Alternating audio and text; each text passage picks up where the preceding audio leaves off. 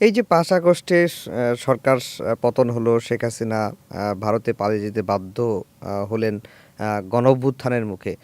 এই খবরগুলো আপনি কিভাবে জানতে এই পারতেন? খবরগুলো ওই যে বললাম, আমাদের সরকারের শেষের দিকে আমরা কিন্তু টেলিভিশন অনুমতি দিয়েছিলাম।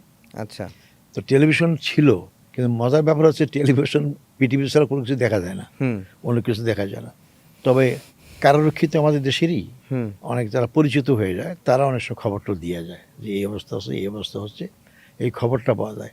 অনেকে বলে যে কারাগারের বাইরে যারা আছে তার চেয়ে কারাগারে যারা ভেতর তারাই বেশি খবর রাখে। সেটা ভুল তথ্য হোক, হুম, হুম, কেন যেহেতু তারা একটু উদ্গ্রীব থাকে কখন বের হবো, কখন বের হবো, এই জন্য তো সরকার অবস্থাটা কি, হুম, এই জন্য সত্য মিথ্যা মিলে তারা একটু ভালো খবর পাওয়ার জন্য একটু উদ্গ্রীব থাকে।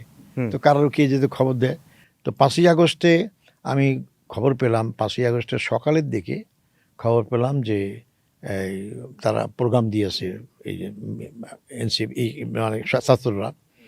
তো অনেক প্রোগ্রাম হলো, তখন আমাকে একটা, আমি কারাওকি যেভাবে হোক একটা ভিডিও আমাকে দিয়েছিল আচ্ছা। বাইরে থেকে এই করে।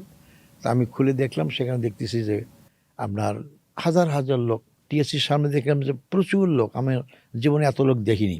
ছোট বাচ্চা দেখলাম। তা আমি কিন্তু আগেই বলেছিলাম ওখানে যে যেভাবেই হোক কারা সে যে কি বলে ১০,০০০ ২০,০০০ লোক মারলেও হাসিনা কোনো বদার ফিল করবে না, সে ক্ষমতায় থাকবে।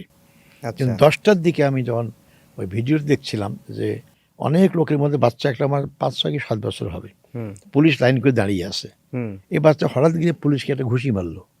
হুম। আমার রাজনৈতিক অভিজ্ঞতা হচ্ছে যে এই বাচ্চা কিভাবে জানে পুলিশটা খারাপ। তো এই পর্যন্ত দেশটা গেছে, টুডে টুমোরো এই সরকার থাকতে পারবে না। দুপুরে দুপুরে শুনে সরকার চলেই গেছে।